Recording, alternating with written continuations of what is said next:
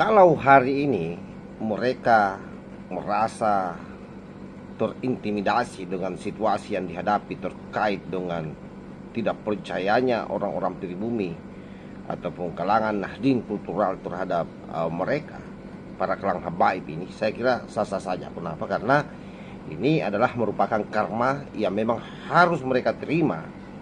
Bagaimana mereka di masa lalu ketika berada di puncak kejayaannya betul-betul menghina-hinakan ulama NU. Bahkan ada satu ulama di Gresik itu dikatai bahwa kalaupun kalian kiai tetapi jangan sampai mengaku suriat Rasulullah atau habaib, karena kalau itu Anda lakukan maka Anda tak ubahnya seperti tai ayam.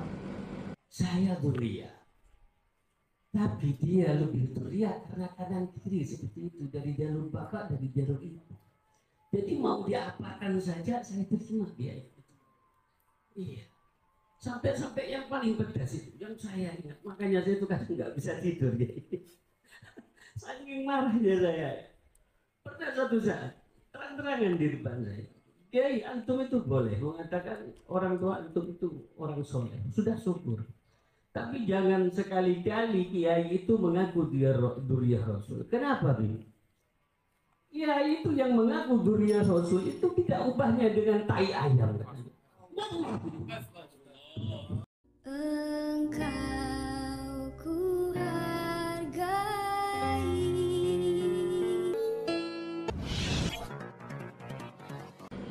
Assalamualaikum warahmatullahi wabarakatuh. Om Swastiastu, Namo Buddhaya, Salam Kebajikan. Kembali bersama 9.0 dari Butapati Talupi Kabupaten Bulukumba.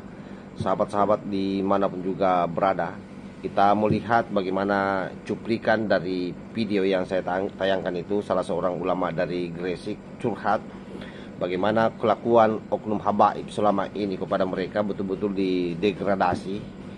Dan satu catatan yang memang betul-betul sangat menarik adalah ketika ada Kiai NU yang notabene adalah suriat daripada Wali Songo yang mengaku sebagai zuriat Rasulullah Sallallahu Alaihi Wasallam, ternyata dari dulu bagi kelam habaib itu dianggap sebagai tai ayam. Coba dibayangkan itu betapa kurang ajarnya mereka. Oleh karena itu saya sampaikan bahwa kalau hari ini mereka mengalami nasib seperti yang ada hari ini, terdegradasi, merasa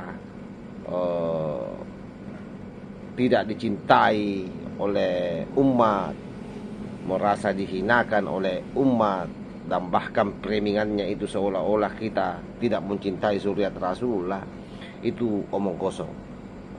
Karena pada prinsipnya bukan kita tidak mencintai zuriat Rasulullah, tetapi kita membenci terhadap orang-orang yang suka aniaya ke orang lain dengan menggunakan nasab palsu, menjejalkan kepada pribumi seolah-olah dia adalah cucu Rasulullah Sallallahu Alaihi Wasallam.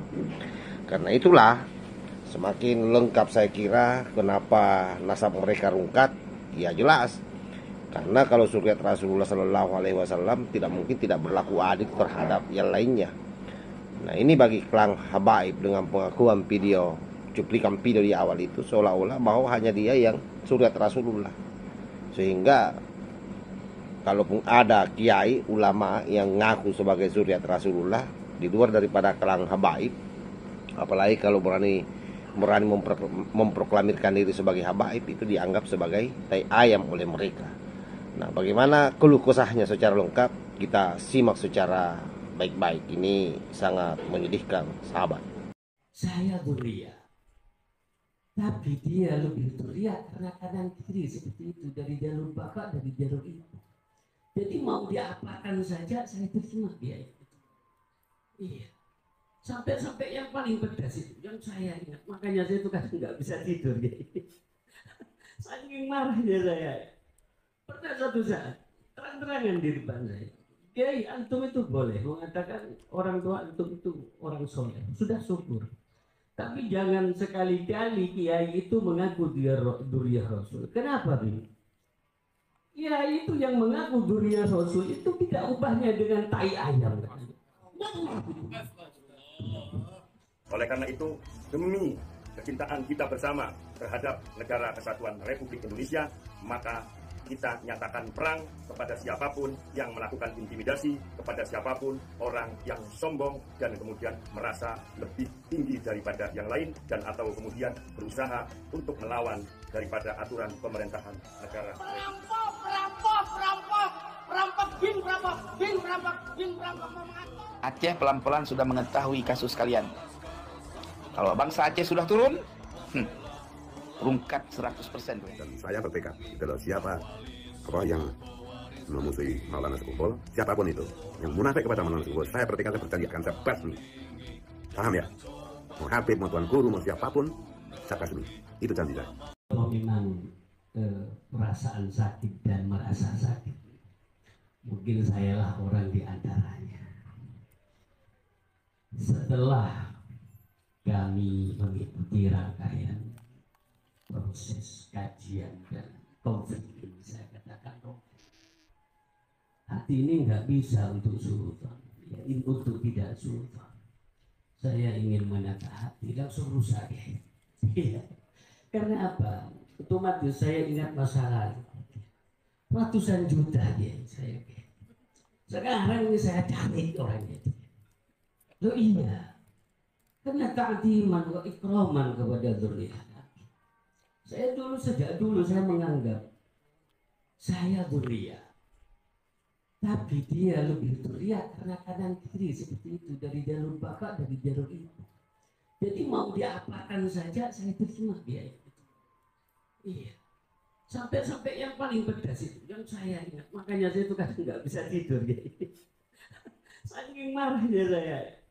Pernah suatu saat terang-terangan di depan saya, Kiai, antum itu boleh mengatakan orang tua antum itu orang soleh, sudah syukur. Tapi jangan sekali-kali Kiai itu mengaku dia dzurriyyah Rasul. Kenapa ini? Kiai itu yang mengaku dzurriyyah Rasul itu tidak ubahnya dengan tai ayam. Itu yang nggak bisa, itu apa? Sampai sekarang saya cari orangnya itu. Iya. Katanya sekarang kayak orang Bandung katanya. Iya, heran diambil. Jadi barangkali ini kita sampaikan kepada orang yang oknum, saya katakan oknum ya. Ya lihat saya ini Mubarak ini ya. Ya, saya sampaikan, temui saya. Ya. Tak itu. Saya setuju karena merasa sakit saya yang paling sakit. Tapi akhirnya Allah menjawab dengan kenyataan yang ada pada saat ini. Tapi alhamdulillah ya, saya sudah kepada yang lainnya nggak masalah saya.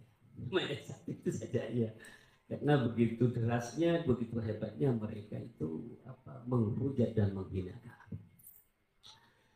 Kami dari Gresik ini sudah melakukan hal yang sama, yaitu membentuk komunitas kami, dzurriyyah kiri khususnya. Ya Naat di Gresik, walaupun belum dideklarasikan karena banyak hal yang perlu kita siapkan.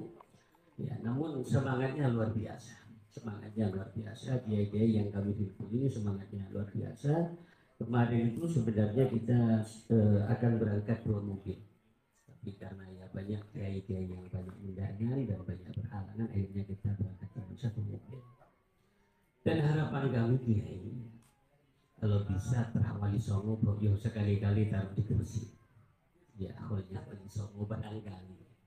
Kami hidup di tengah-tengah mereka. Hubungan kami baik. Dengan adanya ini agak enggak ya. Iya. Lah, kalau apa istilahnya? Merampas apa itu?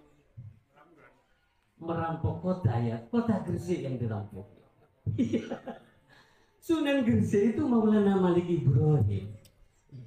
Khol Gresik, Khol Akbar itu al-khidmah yang diadakan Romo Yai Asrori untuk mengkholi Sunan Giri, Sunan Maulana Malik Ibrahim dan sebagainya. Lah sekarang diambil mereka ya. Ya. Lah, apakah kita diam? Tidak. Kita merasa terpanggil, paling tidak. Ya. Kita tidak minta terlalu lebih, paling tidak kita hargai sesama gitu loh. Ya. Kalau mereka mengatakan tidak boleh dari perempuan dan sebagainya, itu saya nggak ngurus. Hargailah kan. Duduk sama rendah, berdiri sama tinggi. itu mungkin harapan kami yang dari Gresik, ya menghimpun saudara-saudara kami, ternyata sangat banyak ya. Awalnya itu Syed Zulfikar itu mengisi di Lumpur, membicarakan hal ini. Besoknya saya itu ngimami di salah satu masjid. Turun dari masjid, orang-orang yang semalam itu mendengar dari Syed Zulfikar itu datang ke saya. Apa benar gini-gini? Oh memang benar. Lah ternyata dari sanalah ya, mereka mengungkapkan sesuatu kesakit hatian mereka yang selama ini dipendam. Ya. Akhirnya terhimpunlah, daripada ini pecah di Gresik, langsung kita himpun, akhirnya kita nelfon kepada Mas Zabidi dan teman-teman yang lain. Akhirnya kita kumpul di tempat kami. Itulah kenapa kami berharap mudah-mudahan Wali Songo yang akan datang. Oke, saya kira jelas ya.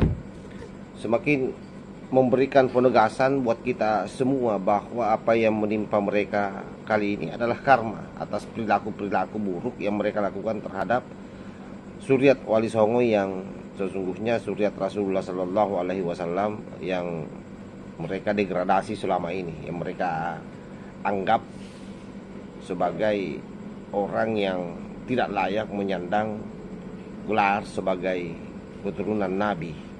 Karena bagi mereka hanya mereka lah yang memiliki tafsir tunggal terhadap Suriat Rasulullah Sallallahu Alaihi Wasallam yang disandarkan kepada dirinya sebagai habari. Itu yang terjadi selama ini. Jadi kalau hari ini seluruh orang-orang, terutama klan Wali Songo, itu kemudian bangkit dan membangun satu koalisi besar di kalangan mereka untuk merungkat klan Baklawi, saya kira wajar-wajar saja. Tetapi bagi saya menilai bahwa rungkatnya klan Baklawi ini bukan saja karena persoalan klan Wali Songo yang melakukan perimingan terhadap mereka. Jadi memang Tuhan yang murka terhadap mereka. Tuhan sudah muak melihat tindakan-tindakan biadab, tindakan-tindakan kurang ajarnya mereka terhadap para orang-orang pribumi yang ada di Nusantara ini, terutama terhadap Suriat Rasulullah Sallallahu Alaihi Wasallam, yaitu Wali Songo, turunan Wali Songo. Untungnya ada Syed Zulfikar katanya yang pernah berkunjung ke tempat itu di Gresik, lalu membahas soal nasab mereka yang tersambung ke Rasulullah dan bagaimana kepalsuan nasab dari klan Baklawi. Barulah kemudian terbuka hatinya mereka semua untuk bersatu padu bagaimana supaya mereka bangkit dan membangun persepsi yang sama terhadap bagaimana klan Habaib ini ternyata mereka adalah cucu palsu Rasulullah. Itu yang terjadi. Jadi sekali lagi bahwa kesepahaman kita semua sangat diinginkan. Mudah-mudahan ke depan ini semakin banyak orang-orang yang menyadari ini, bahwa sesungguhnya bukan kita yang membenci mereka, bukan kita yang menyusahkan mereka dalam tanda petik, tetapi selama ini mereka lah yang mencurut-curutkan kita, yang menghina-hinakan ulama-ulama kita. Karena sekali lagi catatannya bahwa mereka ini terlalu arogansi, mereka ini terlalu sombong, menganggap dirinya yang paling orisinil, cucu Rasulullah, padahal palsu. Nah, video ini harus disebar luas sehingga mampu memberikan kesadaran secara kolektif bagi anak bangsa. Saya kira begitu. Wallahul muwaffiq ila aqwamit thoriq. Wassalamualaikum warahmatullahi wabarakatuh.